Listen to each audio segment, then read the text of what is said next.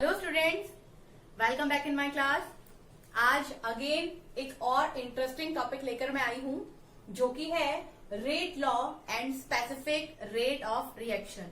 Board exams के लिए तो है ही, साथ ही हमारे जो कॉम्पिटिटिव एग्जाम्स हैं उनके लिए भी ये टॉपिक बहुत ज्यादा इंपॉर्टेंट है, क्योंकि यहीं से हम लोग फाइंड आउट करेंगे कि ऑर्डर ऑफ रिएक्शन क्या होता है। तो चलिए बिना टाइम वेस्ट किए हम लोग स्टार्ट करते हैं लॉ ऑफ मास एक्शन से।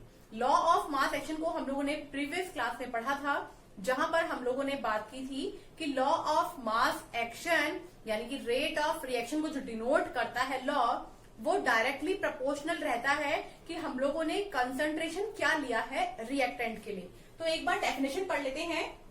According to law of mass action, at a given temperature the rate of a reaction at a particular instant is proportional to the product of the concentration of the reactant। यहां पर मैंने आप लोगों को mention किया है reactant, यानी कि रिएक्शन में रिएक्टेंट की कंसंट्रेशन क्या है, इसके ऊपर रेट ऑफ रिएक्शन यानी कि हमारा रेट लॉ डिपेंड करता है। At that instant each raise to the power by their respective stoichiometric coefficient.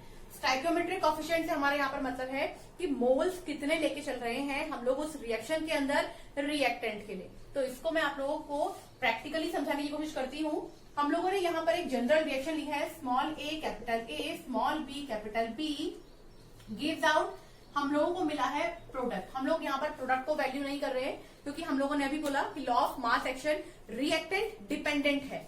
यहाँ पर small A and small B moles of reactant को शो कर रहा है। अगर हम लोग बात करते हैं रेट लॉ की, तो रेट लॉ मैंने आप लोगों को बोला डायरेक्टली प्रोपोर्शनल होता है कंसंट्रेशन ऑफ हमारे रिएक्टेंट क्या है। यहाँ पर कंसंट्रेशन के लिए हम लोग इन ब्रैकेट को शो करते हैं। कंसंट्रेशन हमारा, क्योंकि यहाँ पर दो रिएक्टेंट है तो दो ब्रैकेट बनेंगे, और साथ ही स्टाइक्योमेट्रिक कोफिशिएंट को भी लेके चलना है, यानी कि ए एंड बी। हम लोगों को पता है हर बार प्रोपोर्शनलिटी हटाते हैं तो एक कांस्टेंट लगाते हैं, ये हो जाएगा R is equal to K concentration of A and concentration of B. यहां से हम लोग किसी भी एक रिएक्शन के लिए रेट लॉ कैसे बनेगा ये फाइंड आउट कर सकते हैं। लेकिन अगर हम लोग बात करते हैं ऑर्डर ऑफ रिएक्शन की, तो ऑर्डर ऑफ रिएक्शन जनरली बोला जाता है जो भी मोल्स दिए गए हैं हमारे रिएक्शन के अंदर, उनका जो पावर में एडिशन होता है वही ऑर्डर ऑफ रिएक्शन होता है। लेकिन ऐसा नहीं है, क्योंकि हमारे पास कुछ रिएक्शन ऐसी भी आती हैं जो सूडो ऑर्डर को फॉलो करती हैं, जैसे कि pseudo first order reaction, pseudo second order reaction. यहाँ सूडो का मतलब है कि अगर हम लोग सिंपली इसी मेथड से एड ऑन कर दें और ऑर्डर ऑफ रिएक्शन निकाल दें, तो यहाँ से वो 1 2 3 ऐसा आ सकती है वैल्यू, लेकिन एक्चुअली वो वैल्यू ऐसी होती नहीं है। हम लोग यहाँ पर डिफरेंट फॉर्मुलेस को शो कर देते हैं। Are is equal to K concentration of ए हम लोगों ने मान लिया कि ये एक्स है, कंसंट्रेशन ऑफ बी हम लोगों ने मान लिया है कि ये वाई है। यहाँ पर ए एंड बी वो वैल्यू है जो उस रिएक्शन में हम लोगों को दिखाई दे रही है। अगर हम लोग डायरेक्टली इनको ऐड कर लेते हैं तो ये मॉलिक्युलरिटी को शो कर देंगी, लेकिन अगर हम लोग एक्चुअली इनके ऊपर एक्सपेरिमेंट करें कि इनके स्टाइक्योमेट्रिक कोफिशिएंट वही आ रहे हैं जो यहाँ पर गिवन किए हैं, उसमें कुछ अमाउंट लेस या फिर इंक्रीज नहीं हो रहा है, तो हम लोग इनको चेंज करके लिख देते हैं। हमने यहाँ लिख दिया है एक्स एंड वाई, ये इनके एक्चुअल स्टाइक्योमेट्रिक कोफिशिएंट है जो उस रिएक्शन के अंदर पार्टिसिपेट कर रहे हैं। अगर हम लोग यहां से निकालते हैं कि इस रिएक्शन के लिए ऑर्डर ऑफ रिएक्शन क्या होगा, ऑर्डर ऑफ रिएक्शन को निकालने के लिए हम लोग इन दोनों का एडिशन कर देंगे। यहाँ पर दो रिएक्टेंट है तो हमने दो वैल्यू ली है, दो से ज्यादा रिएक्टेंट होंगे तो हम उतनी ही वैल्यू लिख चले जाएंगे। ये हो जाएगा एक्स प्लस वाई।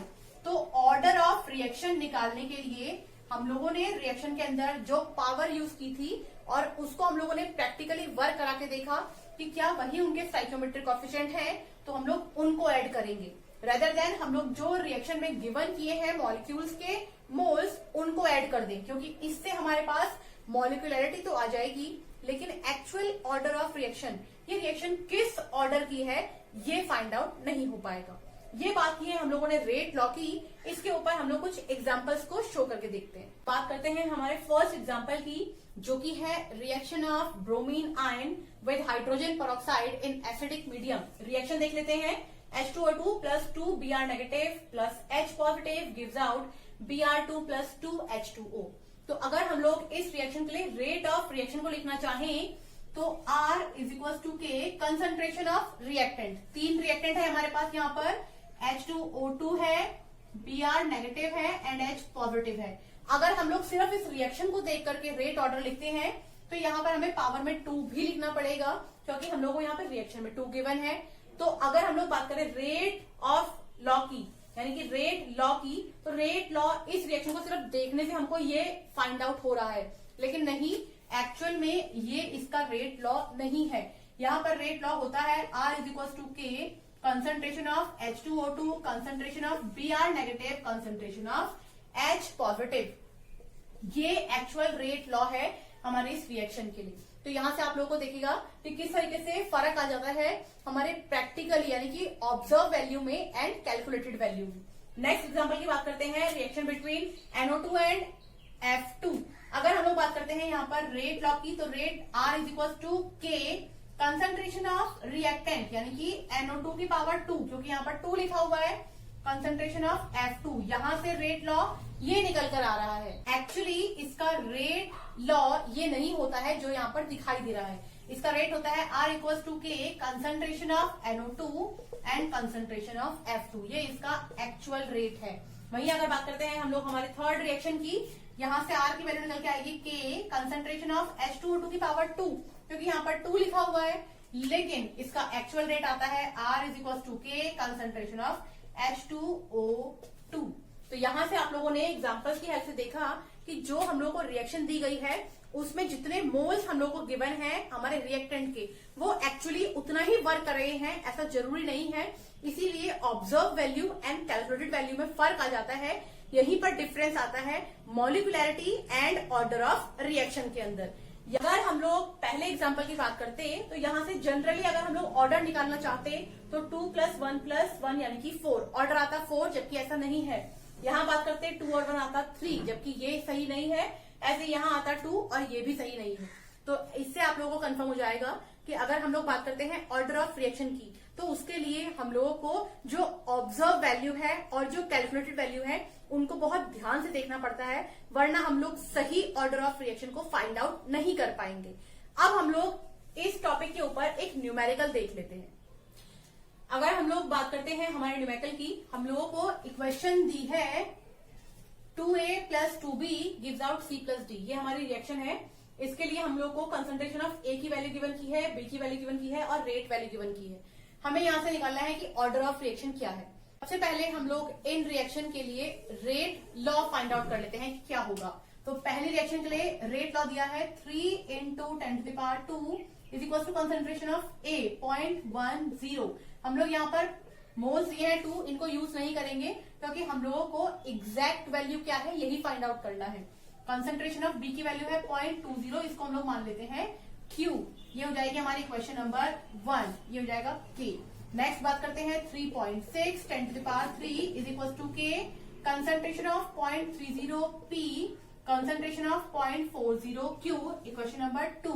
नेक्स्ट बात कर लेते हैं 1.44 10⁻⁴ is equal to K concentration of 30 P concentration of 0.80 Q। ये हमारी हो गई है 3 वैल्यू। यहाँ पर हम लोगों ने हर बार K की वैल्यू को सेम इसलिए रखा है क्योंकि ये कांस्टेंट है और कांस्टेंट वैल्यू सेम रहती है। अब हमने क्या करना है, इन 3 इक्वेशन में से हम लोगों ने उन इक्वेशंस को इक्वेट करना है जिनसे हमारी कोई एक टर्म कैंसिल आउट हो जाए। अगर हम लोग यहाँ देखते हैं तो हम लोगों को P सेकंड और थर्ड इक्वेशन में सिमिलर दिखाई दे रहा है। हम इनको इक्वेट करते हैं तो P टर्म कैंसिल आउट हो जाएगी, हमें Q की वैल्यू फाइंड आउट हो जाएगी क्या होती है। 0.44 10⁻⁴ upon 3.6 10⁻³ is equal to K से K कैंसिल आउट होने वाला है। हम इसको नोट डाउन नहीं करेंगे। 0.30 P 0.80 Q अपॉन 0.30 P और 0.40 Q। ये हमारी पूरी टर्म कैंसिल आउट हो जाएगी। यहाँ हम लोग अगर सॉल्व कर लेते हैं ये टर्म को और यहां से सॉल्व कर लेते हैं इस टर्म को, ये हो जाएगा 2, ये हो जाएगा 2 यानी कि 4। इस टर्म को सॉल्व करेंगे, ये हो जाएगा 4 इज इक्वल टू यहाँ पे 4 2 जा 8 हो जाएगा 2 का Q। इन दोनों वैल्यूज को सिमिलर कर लेते हैं, ये हो जाएगा 2 का स्क्वायर, ये हो जाएगा 2 की पावर Q। यहाँ से हम लोग देखते हैं बेस सेम है तो हमारे Q का आंसर हो जाएगा 2, यानी कि Q की वैल्यू आ गई है। अगर हम लोग यहाँ पर equation number first and second को इक्वेट करते हैं तो आप लोग इसको करके देखिएगा। यहाँ पर आपकी P की वैल्यू आ जाएगी 1। अब हमारे पास दो वैल्यू है P एंड Q। यहाँ पर P एंड Q हम लोगों ने बोला था ऑर्डर ऑफ रिएक्शन। अगर हम लोगों को ऑर्डर ऑफ रिएक्शन निकालना है, इन दोनों को ऐड कर देंगे यानी कि P प्लस Q, तो यहां से वैल्यू हो जाएगी 2 प्लस 1 यानी कि 3। तो ये हमारा ऑर्डर आया है 3 और ये हमारी एग्जैक्ट वैल्यू है ऑर्डर ऑफ रिएक्शन की। वहीं अगर हम लोग इस रिएक्शन को देखते और सिंपली इसके नंबर ऑफ मोल्स को ऐड कर देते तो 2 प्लस 2 कितना हो जाता है 4, यानी कि यहाँ पर वैल्यू आती है हमारी ऑर्डर की 4, जो कि बिल्कुल गलत वैल्यू थी। तो इससे हमें कंफर्मेशन मिलता है कि जो मोल्स हम लोग को रिएक्शन में दिए गए हैं वही उसका ऑर्डर ऑफ रिएक्शन होंगे, ऐसा कंपलसरी नहीं है। आज हम लोगों ने बात की है rate law and order of reaction की। आगे आने वाली वीडियोस में हम लोग और कुछ यूजफुल टॉपिक के बारे में बात करेंगे। आज के लिए इतना ही। Thank you.